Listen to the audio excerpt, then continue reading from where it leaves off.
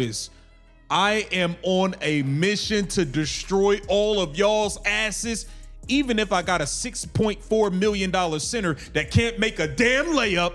Stephanie White has a problem, and that problem is that the best player on her roster keeps exposing it game after game after game in front of everybody watching. Caitlyn Clark just dropped 25 points, 5 assists, 10 of 17 from the floor, and 5 of 10 from 3 against the Connecticut Sun, and the Indiana Fever nearly lost anyway. Nearly. Because the head coach made 0 defensive adjustments, the $6.4 million center could not make a layup, and the shooting guard jacked up 2 of 9 from 3 like the basket had personally offended her. 3 games in a row, Caitlyn Clark has had to bail this franchise out.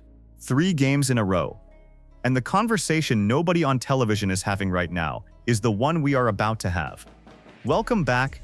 This is Rimrun, and today we are documenting the slow-motion collapse of the Indiana Fever's supporting cast and the ruthless, undeniable, cinematic one-woman rescue operation that is keeping them alive. This team nearly lost to a team that has won 2 games so far all season. Let me put the full scope of this in front of you before we go any further, because the stakes here are not small.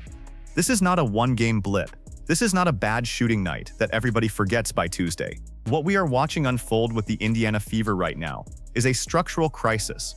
A team that has a once-in-a-generation talent at the point guard position, surrounded by a supporting cast that is actively, measurably, undeniably failing her, and a head coach who appears completely unwilling or completely unable to make the in-game adjustments that would give this team a real chance to compete when the schedule gets harder. Washington Mystics, Chicago Sky, Connecticut Sun, 3 consecutive games, 3 consecutive near disasters. 3 consecutive moments where Caitlyn Clark had to reach into her own individual brilliance and pull this franchise back from the edge.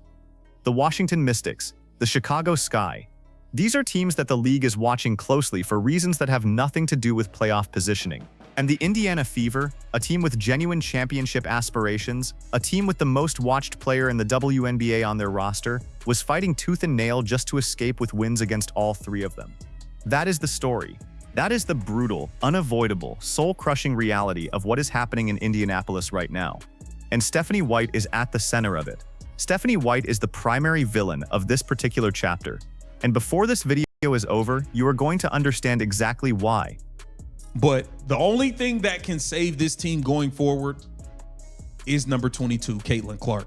And you need to have the ball in her hands nonstop, because this team is just not. Let us start with the box score, because the box score is where the truth lives. Caitlyn Clark, 10 of 17 from the floor, 5 of 10 from 3, 25 points, 5 assists, 6 turnovers. And I want to address those turnovers directly, because the conversation around them is deliberately misleading.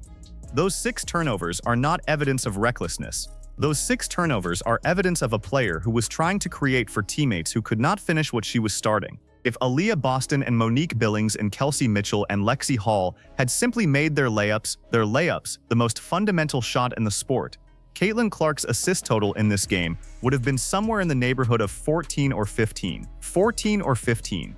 Instead, it was 5, because the people she was creating for kept dropping the ball at the rim. Let me say that again so it lands the way it deserves to land. Caitlyn Clark was threading passes to open teammates at the basket, and those teammates were missing layups, not contested mid-range jumpers, not pull-up threes under pressure, layups, the shot you learn in the 3rd grade, the shot that requires nothing except the ability to lay the ball against the backboard from within 4 feet of the basket. And the Indiana Fever's supporting cast was missing them, over and over and over again. Aliyah Boston, 5 of 13 from the field, 13 points, 11 rebounds, and on paper, that looks fine. That looks like a respectable performance from a starting center. But the film tells a completely different story, because embedded inside that 5 of 13 is a sequence of missed layups in the 3rd and 4th quarter that was, by any honest accounting, an embarrassing performance. Not a disappointing performance, not an off night, an embarrassing performance. Aliyah Boston is earning $6.4 million this season. $6.4 million. And she was getting outplayed by Olivia Nelson-Ododa. She was missing shot after shot within 4 feet of the rim. She was putting puke basketball on film in the second half of a game the Fever had no business making close. And here's the part that makes this genuinely alarming. Not just frustrating, but alarming. The argument being made by people who have watched this team closely is not simply that Aliyah Boston had a bad shooting night. The argument is that Stephanie White's offensive system has fundamentally broken Aliyah Boston's short game. Think about what that means. Aliyah Boston came into this league with real touch around the basket. She had a short pick-and-roll game. She had a feel for finishing at the rim in traffic.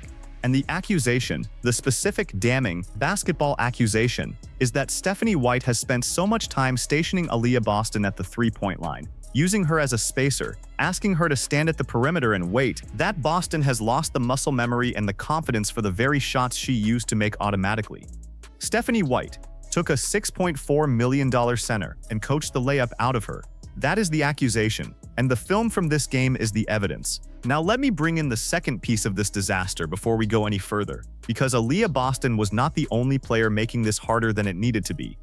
Kelsey Mitchell went 6 of 15 from the field, 2 of 9 from 3, 2 of 9, and the pattern on those misses was not bad luck. It was not defenders making great plays. It was Kelsey Mitchell dribbling, spinning, and then launching a three-point attempt that she had no business taking in a rhythm that had nothing to do with the offense, in a moment where the ball should have gone somewhere else entirely. 2 of 9 from 3, jacking them up.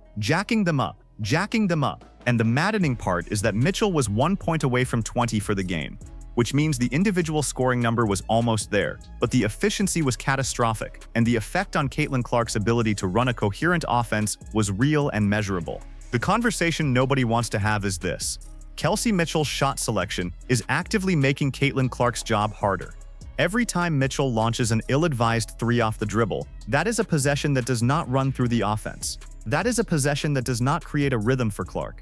That is a possession that does not put pressure on the defense in the way that the Fever's best offensive sequences do. And Stephanie White is the head coach. It is Stephanie White's job to manage that. It is Stephanie White's job to pull Kelsey Mitchell aside and say, slow down, pick your spots, stop hunting your shot count at the expense of the team. That conversation is apparently not happening, or if it is happening, it is not working. Either way, the accountability lands on Stephanie White. And here is the receipt. Here is the moment that proves the accusation about how broken this supporting cast is around Caitlyn Clark. Don't take my word for it. Listen to what was said about this situation in plain, unambiguous language. I am on a mission to destroy all of y'all's asses, even if I got a $6.4 million center that can't make a damn layup. There it is, with full clarity. I am on a mission to destroy all of y'all's asses, even if I got a $6.4 million center that can't make a damn layup. That is the summary of Caitlyn Clark's situation right now.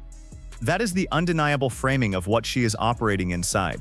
She is carrying this team, she knows it, the film proves it, and the only honest response to that reality is to ask, what is Stephanie White doing about it? Because here is what Stephanie White did against the Connecticut Sun. Nothing. Stephanie White made 0 defensive adjustments for Olivia Nelson-Ododa. 0. Olivia Nelson-Ododa was doing whatever she wanted against the Fever's defense, and Stephanie White sat on the bench and watched it happen without making a single meaningful change to stop it. That is not a coaching staff caught off guard by a hot shooting night. That is a head coach who either does not recognize the problem or does not have the answers for it. And at this level of professional basketball, both of those possibilities are disqualifying. Let me walk you through what tactical failure looks like in real time, because I want every single person watching this video to understand the specific ways in which Stephanie White is failing this team. It is not abstract, it is not a vibe, it is concrete, and it is documented on film. This team nearly lost to a team that has won 2 games so far all season. Pass 1. The tactical failure in this specific game. Stephanie White had no answer for Olivia Nelson-Ododa. None. And the adjustment required to slow Nelson-Ododa down was not complicated. It was not some advanced defensive scheme that required 3 days of practice to install. It was basic help side positioning. It was basic communication in the paint. It was the kind of adjustment that a competent coaching staff makes at halftime when a specific player is hurting you in a specific way. Stephanie White did not make it, and Aliyah Boston, who was already struggling offensively, was left to fight a losing individual battle against Nelson-Ododa without any structural help from the scheme. That is a coaching failure. That is Stephanie White's failure, not Aliyah Boston's failure, not Caitlyn Clark's failure. Stephanie White's failure. And the result was a game that should have been a comfortable Indiana Fever win. a game against a team that was fighting at the absolute bottom of the standings, turning into a nail-biter that required a late heroic run just to survive. That is unacceptable. That is the kind of performance from a head coach that in any serious basketball organization triggers a real internal conversation about whether this person is the right leader for this moment. Pass 2. This is not the first time. This is a pattern. Washington Mystics, Chicago Sky, Connecticut Sun. 3 consecutive games where the Indiana Fever nearly lost to teams they should have handled comfortably.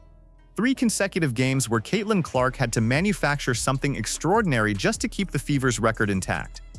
3 games in a row. 3. That is not variance. That is not a rough patch. That is a pattern of systemic failure that has a head coach's fingerprints all over it. The Indiana Fever are not a bad team. They have Caitlyn Clark. They have Aliyah Boston, who, when she is playing within a functional system, is a legitimate starting center at the professional level. They have Kelsey Mitchell, who, when her shot selection is managed, is a genuine offensive weapon. They have Sophie Cunningham, who proved in the 4th quarter against the Connecticut Sun that she can go on an 11-0 run and close out a game when the moment demands it. This is a team with real pieces, and the fact that those pieces are consistently underperforming, consistently failing to execute the basics, consistently putting the entire burden on Caitlyn Clark to save them, that is a coaching problem. That is Stephanie White's problem to solve, and she is not solving it. Pass 3. The enabler complicity. I want to be precise here, because the temptation in a moment like this is to spread the blame so wide that nobody is actually accountable. So let me be clear about where the primary responsibility sits. Stephanie White is the head coach. Stephanie White controls the rotations. Stephanie White controls the offensive system. Stephanie White controls the practice environment and the culture of accountability inside that building. And what we are seeing on the floor, Aliyah Boston standing at the three-point line instead of operating in the short pick and roll where she is most dangerous, Kelsey Mitchell hunting her shot count instead of flowing within the offense, a defense that makes 0 adjustments when a specific player is hurting you. All of that flows from the head coach. All of it. The people around Stephanie White who are not asking hard questions publicly are part of the problem. The organizational structure that allows a head coach to go 3 consecutive games without making meaningful defensive adjustments against inferior competition, without any visible consequence or public accountability, is part of the problem. The narrative that keeps framing this as the Fever are figuring it out, when what is actually happening is Caitlyn Clark keeps saving a team that is not yet worthy of her. That narrative is part of the problem, and it needs to stop. Pass 4. The cost to Caitlyn Clark. I want you to sit with this for a moment, because this is the part of the story that gets buried under the celebration of her individual numbers. Caitlyn Clark is 22 years old. She is in her 2nd professional season. She is playing at an absolute elite level, 10 of 17 from the floor, 5 of 10 from 3, 25 points against a legitimate WNBA defense. She is doing everything a franchise player is supposed to do, and the cost of doing it inside this particular system, surrounded by this particular supporting cast, managed by this particular head coach, is real. 6 turnovers that should have been 14 assists. 6 turnovers that happened because the people she was passing to could not finish. Every one of those turnovers goes into the box score next to her name. Every one of those turnovers becomes a data point in the conversation about whether Caitlyn Clark takes care of the ball. And the truth, the brutal, unavoidable truth, is that most of those turnovers are not Caitlyn Clark's fault. They are the fault of a supporting cast that cannot convert what she creates. They are the fault of a system that does not put those supporting cast members in the best positions to succeed. They are the fault of Stephanie White. Caitlyn Clark is being asked to carry a weight that no single player should have to carry, and she is carrying it. Game after game after game, she is carrying it. But the question that every Indiana Fever fan needs to be asking right now, and the question that the organization needs to be asking internally, loudly, with real urgency, is how long can she keep doing this before the weight becomes too much? How long can one player bail out an entire franchise before the franchise starts actually building something worthy of her? And here is the second receipt. Here is the clip that proves what the actual floor of this team looks like when Caitlyn Clark is not operating at her absolute maximum. Here is the assessment of what this supporting cast brings to the table on its own merits.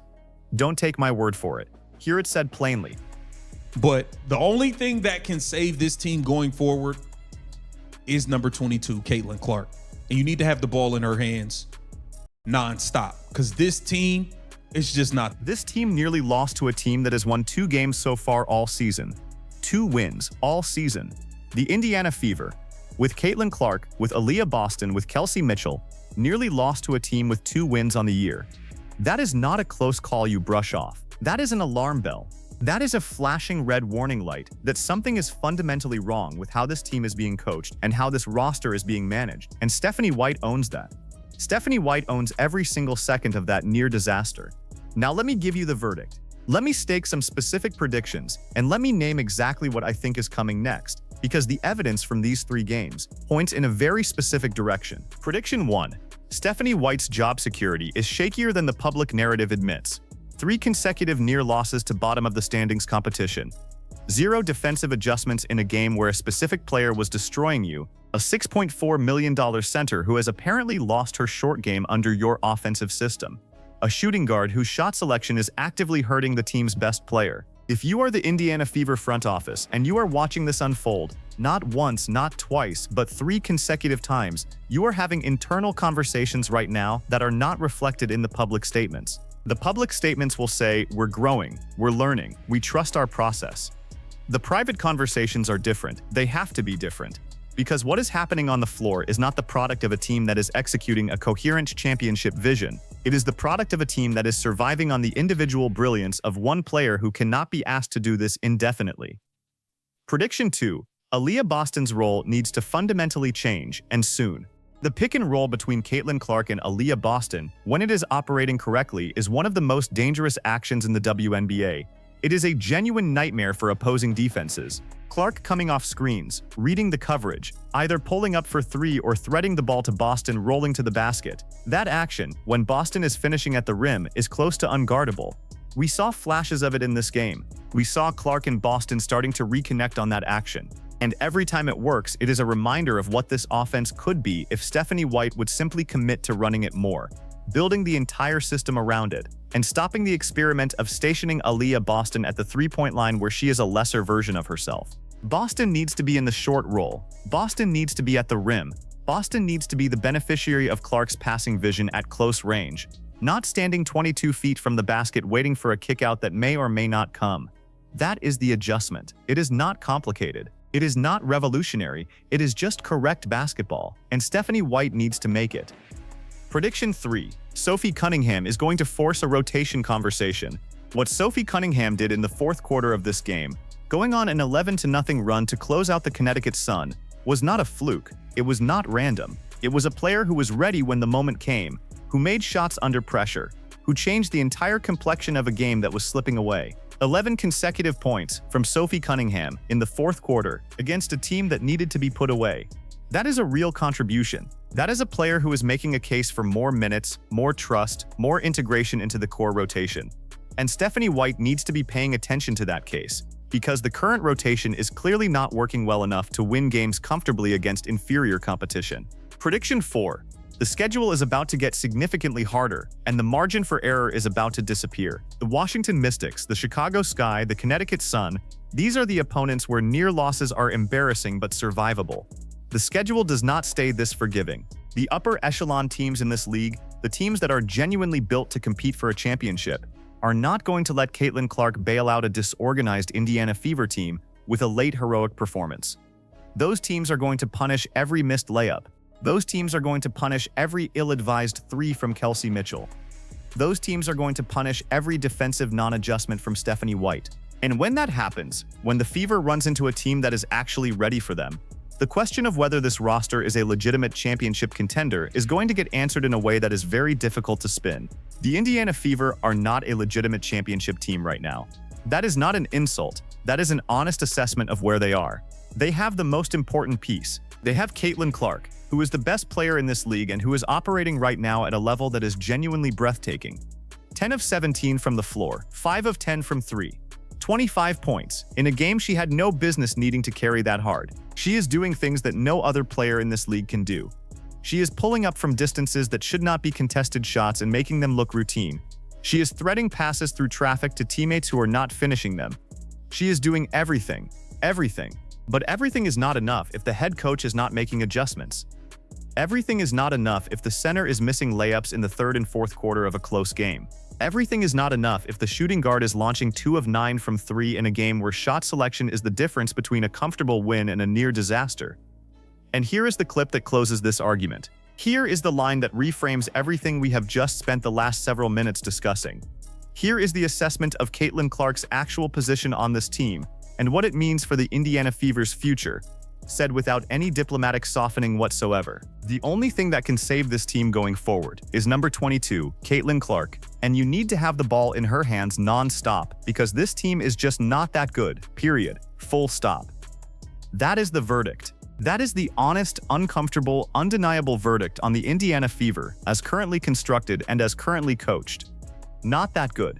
And the only reason they are winning games right now, the only reason they are not in a full-blown crisis, is because number 22 keeps showing up and doing the impossible.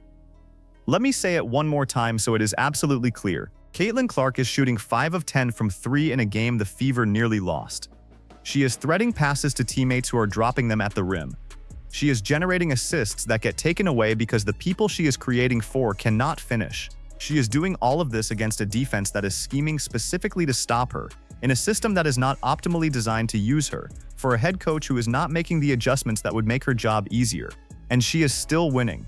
She is still finding ways. She is still, 3 games in a row, being the difference between a win and a loss. That is not a supporting cast story. That is not a team story. That is a Caitlyn Clark story. And the Indiana Fever organization needs to wake up to the reality that they are currently wasting it.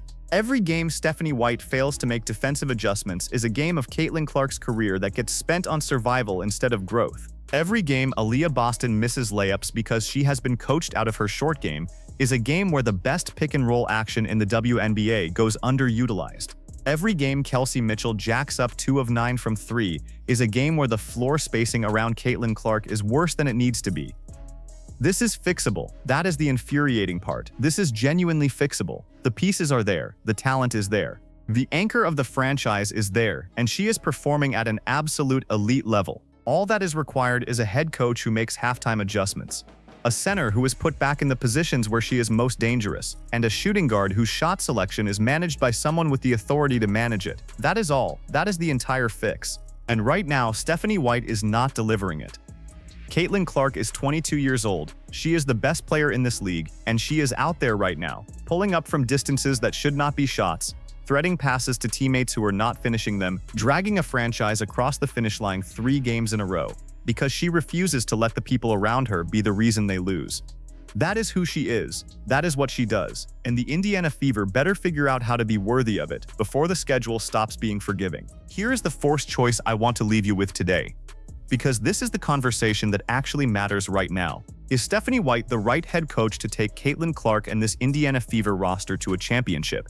Or is she the primary obstacle standing between this team and its ceiling? That is the question.